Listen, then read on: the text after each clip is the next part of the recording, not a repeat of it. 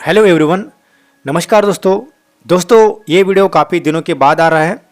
इसका रीज़न था दोस्तों कि यहाँ पर मैंने एआई का काफ़ी रिसर्च करके जो है एआई इंडिकेटर्स बनाए हैं जो कि काफ़ी प्रॉफिटेबल है।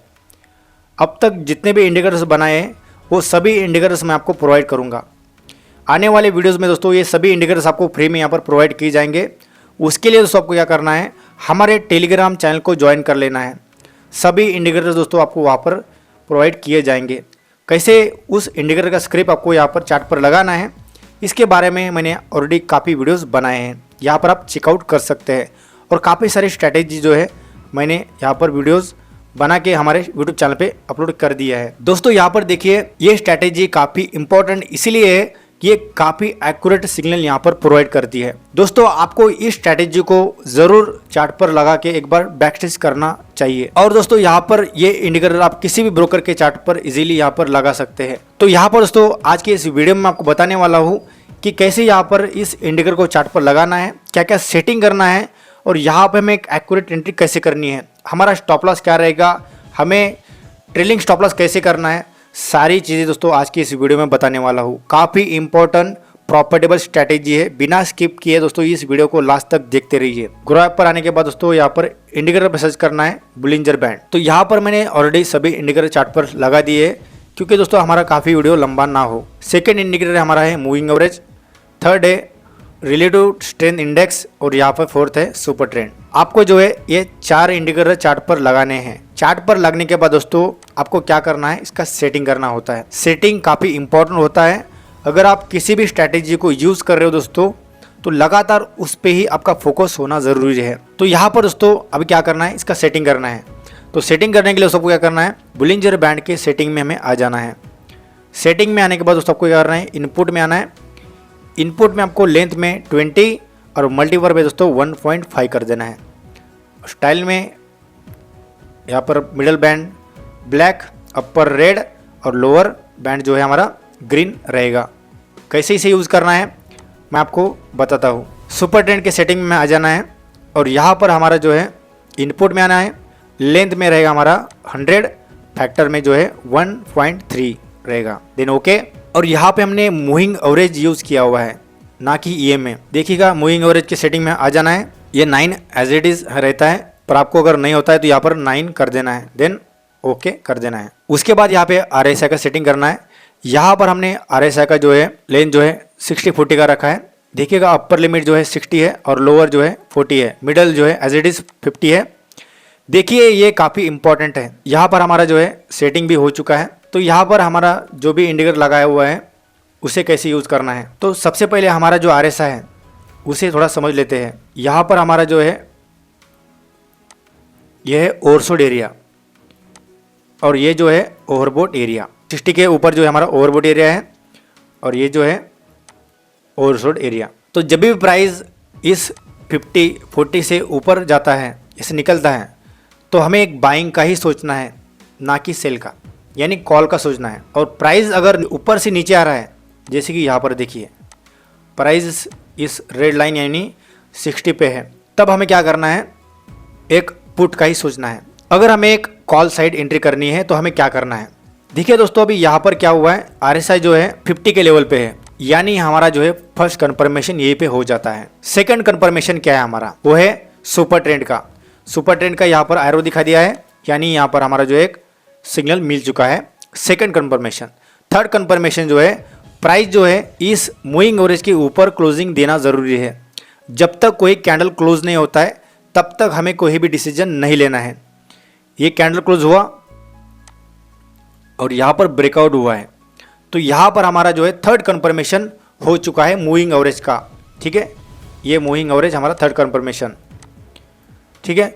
और यहाँ पर फोर्थ कंफर्मेशन जो है हमारा ब्रेकआउट भी होना काफ़ी ज़रूरी है। ब्रेकआउट हो गया, उसके अलावा यहाँ पर जो है सुपर ट्रेंड का जो मूविंग एवरेज है, लेंथ जो है, ये नीचे से आना ज़रूरी है। ठीक है, जब तक ये नीचे से नहीं आता है तब तक कोई डिसीजन नहीं लेना है। ठीक है, यहाँ पर ये सभी चीज़ें होना काफ़ी ज़रूरी है। अगर इसमें से अगर मूविंग एवरेज काफ़ी ऊपर है और सिग्नल नीचे दिखाया है तब हमें अवॉइड कर देना है। ठीक है, देखिए यहाँ से लेकर यहाँ तक कितना बड़ा मोमेंट हमें कैप्चर करने के लिए मिला। कितना पॉइंट यहाँ पे में मिला है एक बार देख लेते हैं। 834, इतना बड़ा मोमेंटम दोस्तों। आपने एक ट्रेड भी कैप्चर कर लिया तो दोस्तों आपको सेकंड ट्रेड लेने की कोई ज़रूरत नहीं होती है। बस आपको जो है रिस्क मैनेजमेंट करना ज़रूरी है। वो कैसे करनी है, तो यहाँ पर देखिए दोस्तों, हमें क्या करना है, यहाँ पर अगर हमने एंट्री लिया है तो उसी कैंडल का जो है हमारा ESL रहेगा। यहाँ पर क्या है, ये कैंडल काफ़ी बड़ा है तो इसका 50% हमारा ESL रहेगा। ठीक है, कैंडल काफ़ी बड़ा है तो उसी कैंडल का 50% हमें ESL रखना है। और कैंडल जो है ऐसा छोटा है तो हमें क्या करना है, उसका लो ESL रखना है। ठीक है, और जब प्राइस ऊपर जाता है, ये देखिए कैंडल क्लोज हुआ, यहाँ पर प्राइस आया, तो आपको क्या करना है, ये ESL लेके यहाँ पर प्रीवियस कैंडल के नीचे ESL रख देना है। आपको PNL को देखना नहीं है, बस आपको चार्ट पे देखना है। जैसे जैसे कैंडल ऊपर जाता है आपको क्या करना है, प्रीवियस कैंडल पे जो है ESL रख देना है। यहाँ से कैंडल ऊपर चला गया, इस ESL को क्या करना है, यहाँ पे लगा देना है। ये सिंपल सा स्ट्रैटेजी दोस्तों आपको यहाँ पर यूज़ करना है। दोस्तों यहाँ पर हमारा बुलिंजर बैंड है, उसका लोअर बैंड जो है हमने रखा है ग्रीन, अपर रेड और मिडल जो है ब्लैक रखा है। ये क्यों रखा है दोस्तों, इसका रीज़न दोस्तों देखिएगा, जब भी प्राइस इस रेड बैंड पे आता है तो एक अच्छा खासा रेजिस्टेंस जो है डाउन साइड मूवमेंट करता है। तो यहाँ पर जो है सपोर्ट एरिया है और ये रेजिस्टेंस एरिया है। जब भी प्राइस अपर या फिर लोअर बैंड पे आता है तो अच्छा खासा मोमेंटम देखने के लिए मिलता है। और यहाँ पर जो है मिडल बैंड, यहाँ पर जो हमने सेटिंग किया है वो काफ़ी इंपॉर्टेंट है। यहाँ पर देखिए प्राइस आए, यहाँ पर थोड़ा सस्टेंस किया पर फिर से यहाँ पे मूविंग एवरेज का रिजेक्शन लिया इसने और डाउन साइड मूवमेंट। ठीक है, यहाँ पर भी कोशिश कर रहा था यहाँ से डाउन साइड मूवमेंट करने की, पर मूविंग एवरेज पे जैसे ही प्राइस क्लोज हुआ अच्छा खासा मूवमेंट यहाँ पर हमें देखने के लिए मिला है। सेकंड एग्जांपल देखिएगा, यहाँ पर हमें कौन सी चीज़ें अवॉइड भी करनी है। यहाँ पर हमें सुपर ट्रेंड का सिग्नल मिला, कैंडल क्लोज हुआ, क्या तुरंत हमें एंट्री करनी है? नहीं दोस्तों, हमें तुरंत एंट्री नहीं करनी है, हमें कन्फर्मेशन होना ज़रूरी है। यहाँ पर देखिए ये हमारा ओवरसोल्ड एरिया था और ये जो है ओवरबॉट एरिया।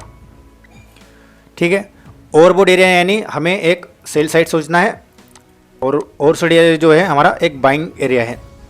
तो यहाँ पर देखिए ऑलरेडी यहाँ पर RSI का जो है क्रॉसर हुआ है, यानी कि RSI का जो सिग्नल है वो क्रॉस करके नीचे जा रहा है, यानी ओवरबॉट एरिया है, एक सेलर का एरिया है। ठीक है, तो हम क्या करेंगे, जैसे ही ये ब्रेकआउट होता है तो यहाँ पर हमें एक एंट्री कर लेना है।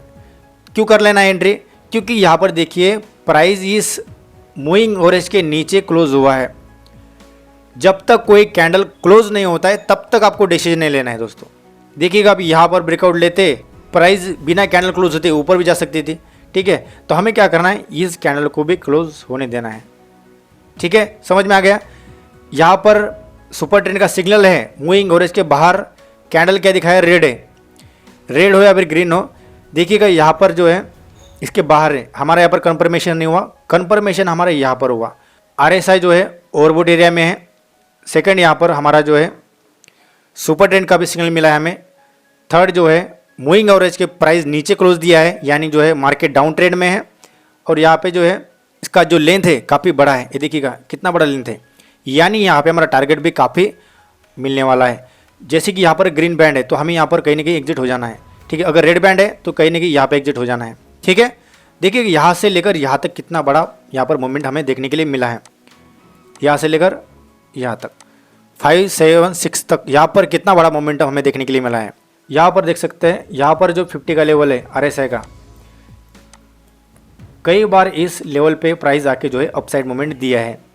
तो यहाँ पर जब प्राइस आया तो यहाँ पर हमारा फर्स्ट कंफर्मेशन हुआ, सेकंड कंफर्मेशन यहाँ पर सुपर ट्रेंड का हुआ, थर्ड कंफर्मेशन क्या है, ये देखिए ग्रीन बैंड पे प्राइस है, यानी सपोर्ट एरिया पे प्राइस है। ठीक है, थर्ड कंफर्मेशन हमारा क्या है, यहाँ पर जो है मूविंग एवरेज है, प्राइस क्लोज कर दिया इसके ऊपर। और लेंथ देखिए कितना बड़ा है, इस कैंडल से लेके यहाँ तक काफ़ी अच्छा लेंथ है, यानी कि हमारे यहाँ पर टारगेट भी अच्छा खासा मिल सकता है। यहाँ से लेकर यहाँ तक कितना बड़ा मोमेंटम मिला है आप देख सकते हैं।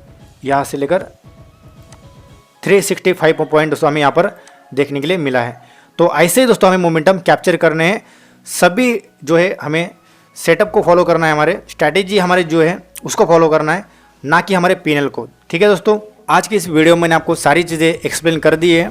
आपको इंडिकेटर चार्ट पर कैसे लगाना है, क्या क्या सेटिंग करना है उसका, और यहाँ पे एंट्री लेते वक्त आपको कौन कौन से इंडिकेटर का कंफर्मेशन आपको फॉलो करना है, उसके बाद आपको एंट्री लेनी है। ये सारी चीज़ दोस्तों आज के इस वीडियो में मैंने आपको बता दी है। अगर वीडियो पसंद आया तो वीडियो को जरूर लाइक कर देना, और चैनल पर नहीं तो चैनल को सब्सक्राइब करके बेल आइकन पर ऑल कर दीजिए, ताकि मैं आपके लिए ऐसे ही इंटरेस्टिंग वीडियोज़ लाता रहूँ। तो दोस्तों मिलते हैं ऐसे एक नए इंटरेस्टिंग वीडियोज़ में, तब तक के लिए बाय बाय।